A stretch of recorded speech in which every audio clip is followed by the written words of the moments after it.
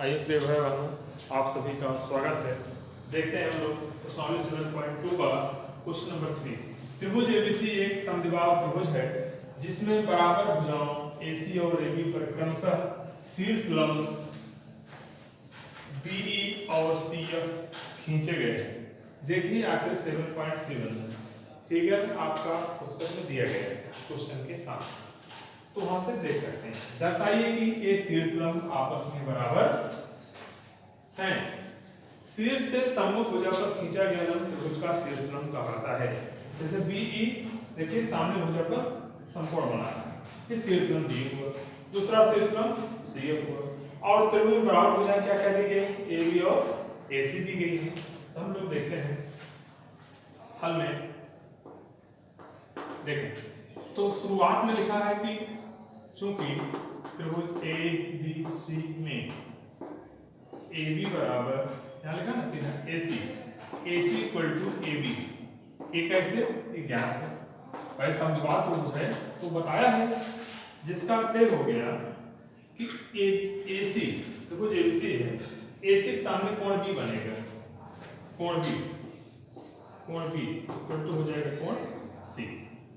माने इस त्रिभुज एबीसी में कोण B सामने AC सामने कोण B बनेगा पूरा, ये वाला पूरा कोण इधर वाले पूरे कोण के बराबर हो जाएगा। क्यों ऐसा होगा, क्योंकि ये पैसा भुजाएं बराबर है, हम लोगों ने प्रमेय पढ़ा है। इसको समीकरण 1 मान लें, जो कि त्रिभुज में बराबर, त्रिभुज का संकेत हुआ, त्रिभुज में बराबर भुजाओं के सम्मुख कोण बराबर होते हैं। क्योंकि त्रिभुज में बराबर भुजाओं के सम्मुख कोण बराबर होते हैं, ऐसा नियम में है, प्रमेय में है, इसलिए हम लोगों ने ऐसा किया। अब हम लोग चूंकि शीर्ष लंब बराबर करना है, चलिए इन त्रिभुजों को हम समरूप करते हैं।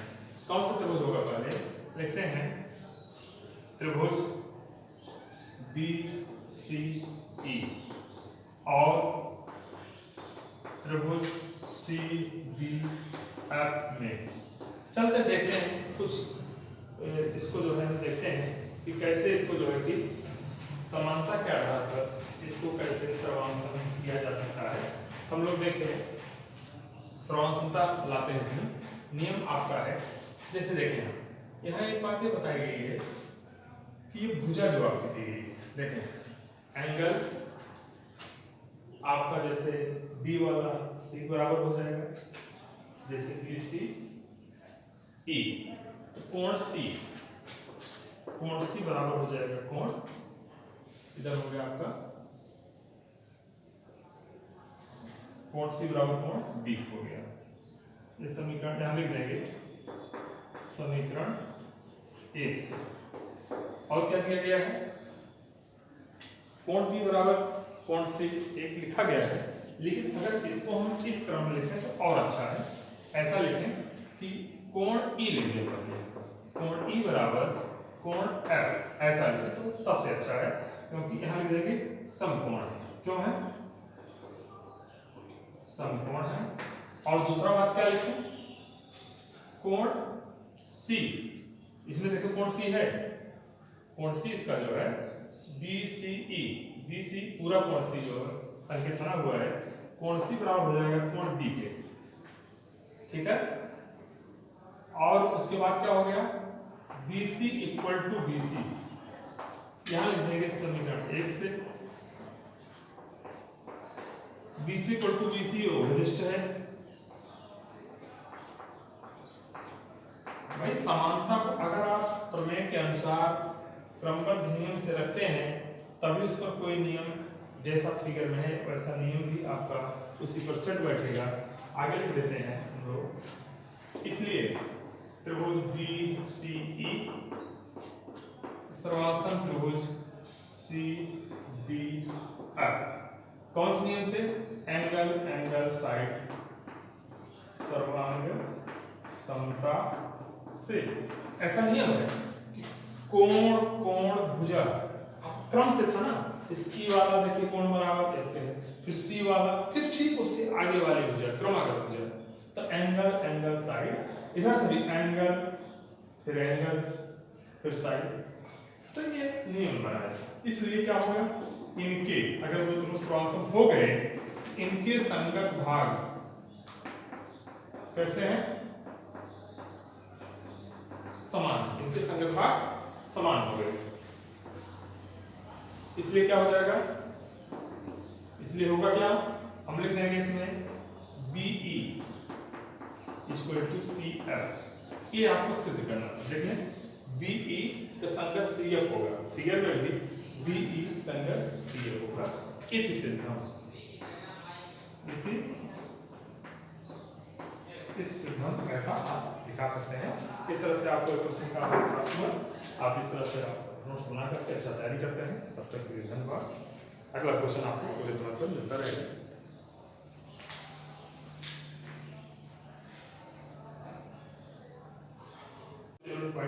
क्वेश्चन नंबर 4, त्रिभुज ABC एक त्रिभुज है जिसमें AC और AB पर खींचे गए शीर्ष लंब B और CF, त्रिभुज ABC हो गया, B और CF शीर्ष लंब खींचे गए हैं AC और AB भुजा पर।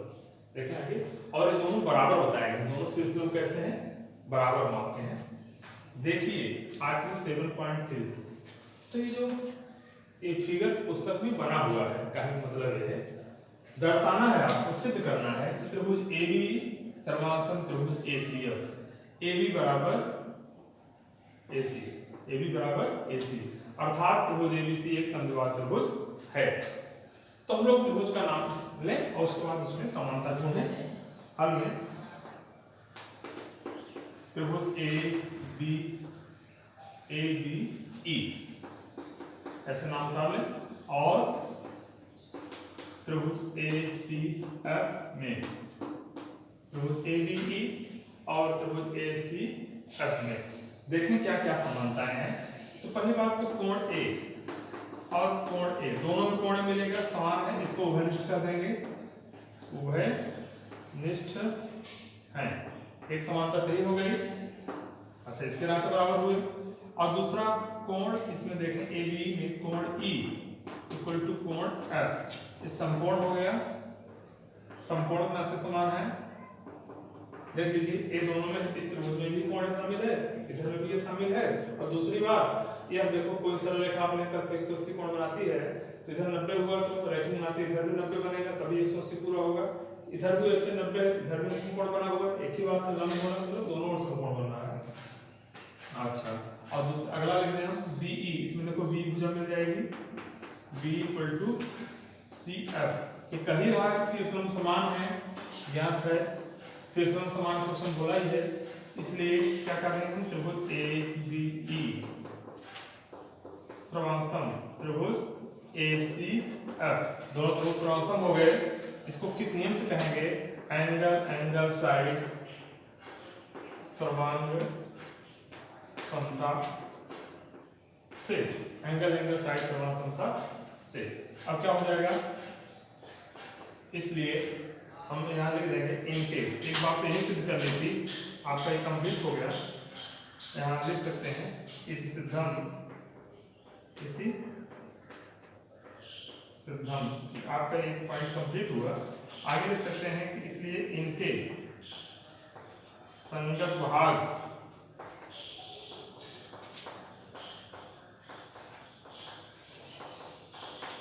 समान है, तो संगत भाग समान है, तो हम AB बराबर AC लिख सकते हैं, भुजाएं इसकी संगत भुजा AB इक्वल टू, जिसका अर्थ है त्रिभुज ABC एक समद्विबाहु